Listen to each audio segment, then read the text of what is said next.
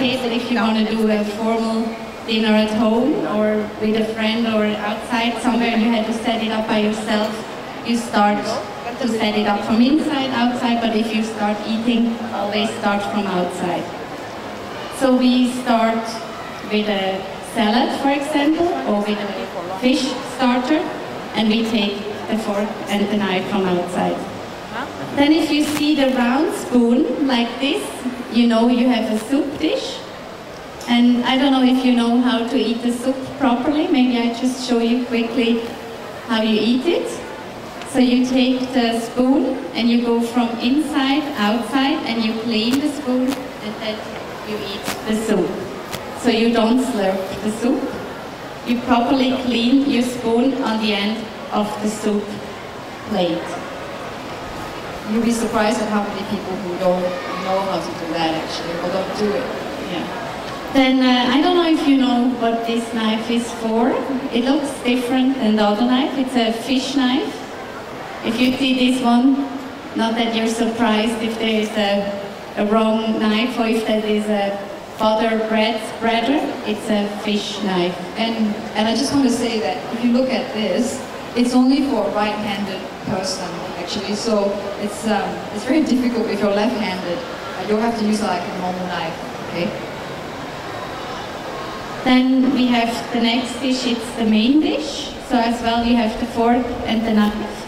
And always make sure if you finish the dish, you put your cutlery in the plate 20 past 12. So the servant knows that you're finished. That's actually the silent code for the person who serves you that you're finished.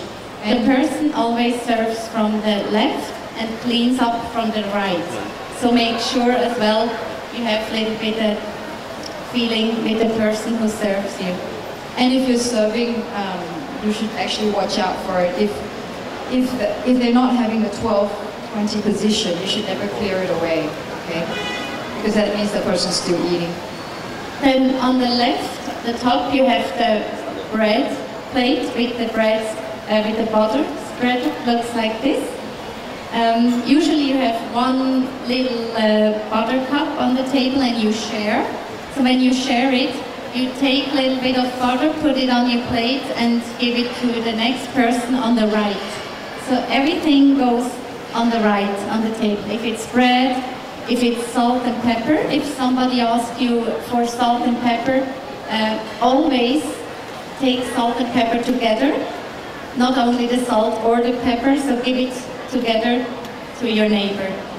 And if there is a person in between, just holding it as well, shouldn't use it. So you really give it to the person who asked for it. It wouldn't be very polite if the person in between used it. When you are actually invited to a sit-down dinner or lunch, where you sit is actually very important. So I'm going to get Angie to tell you that where you sit means certain things. Yeah, always make sure you're from the not too far from the table or not too close. Maybe make sure it's like 2 hands from the table. Then important is of course the napkin.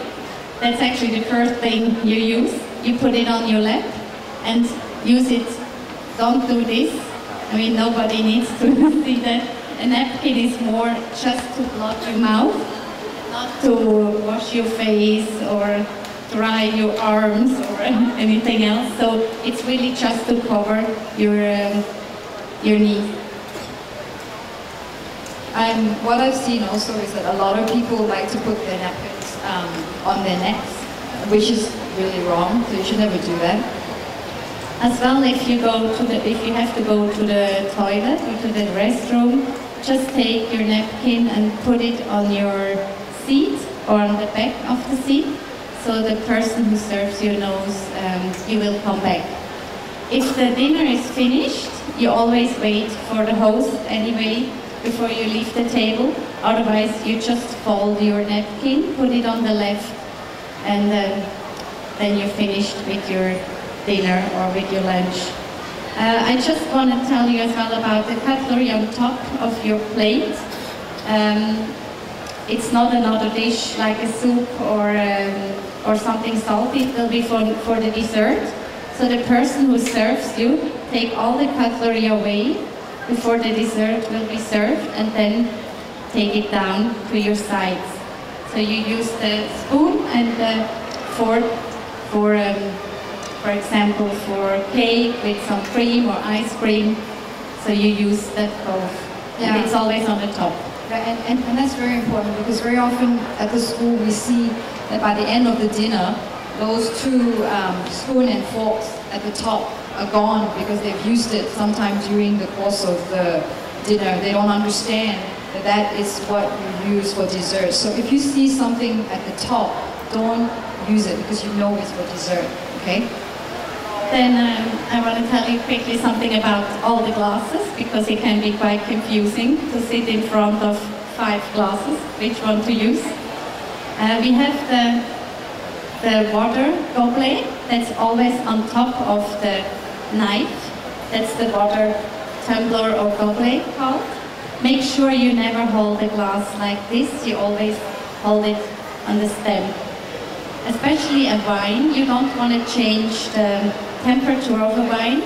So the big glass will be the red wine, the smaller one is for the white wine, and the very small one can be for a sherry or a digestive.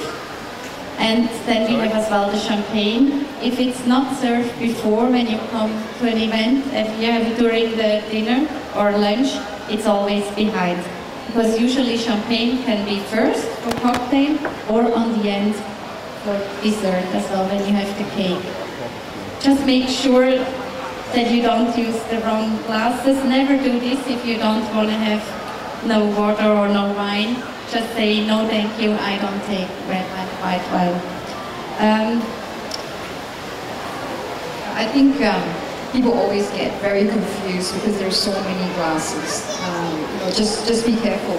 I think the golden rule is that if you don't know what you're doing, then just don't do anything, okay? Just wait until somebody else starts eating first, and then you just copy them, all right? That's just the general rule if you really have no clue. Often it's confusing as well.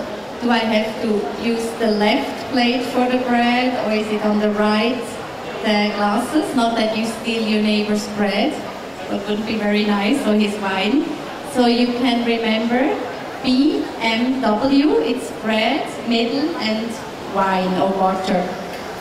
Or you can as well remember you do this for drinks. That's for, no, that's for bread, and that's for drinks. I cannot really show you. So you can hold your hands under the table and make your code as well to remember where the bread and where the wine is. But BMW is quite easy to remember. So these are like the little tricks if you go to a formal event, and just if you're not sure, look at your neighbor first or the other people before you start. Important is as well that you watch out for things you shouldn't do. For example, never put your bag on the table because the bag was on the floor. You never know, it's dirty, so it's not very hygienic to put the bag on the table. Yeah, and we see that a lot. I mean, how many of you actually are guilty of it already? I mean, every time you go to a restaurant, you just put your bag on the table because you don't want to put it on the floor because you think, oh, it's too dirty. But you don't realize that when you go to the toilet, you put your bag on the floor. So you don't want to put your bag, the same bag, on the table next to you when you're eating. As well as formal event, you shouldn't use your mobile phone. It's not very polite, so turn it off, put it in your bag. You shouldn't eat with the mouth open, or if you have food in your mouth, maybe just excuse yourself, I have to swallow first. Then we don't clean our teeth with a toothpick on the table. We can go to the bathroom and do this. Just excuse yourself. What we also find is that at the end of the meal, a lot of women like to take out their lipstick on their compact, and then they're powdering their face or they're putting on their lipstick. You shouldn't do this as well, okay? So if you want to do all this kind of stuff, you should just go to the bathroom, all right? Is there any question you want to know? Or did it give you a little bit an overview? Yeah, this is just a very short overview. Yeah. Usually when we do a class like this, it takes 3 hours because what happens after that is that then we serve you food and you have to practice what you've been taught. Okay? So do you guys have any burning questions as to what you should or shouldn't do? Okay, well then I guess this is just a snippet of what we do, and have a nice afternoon. Thank you.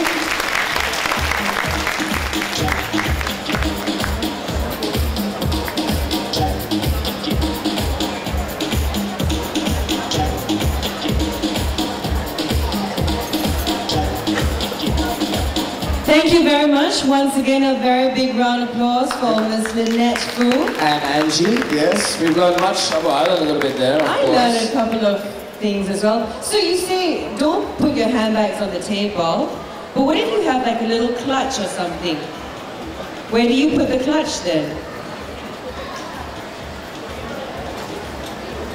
Okay, so the fine dining restaurants will give you a little basket or something to put your clutches in. Yeah, I was just wondering. Oh, behind you, in the chair behind you.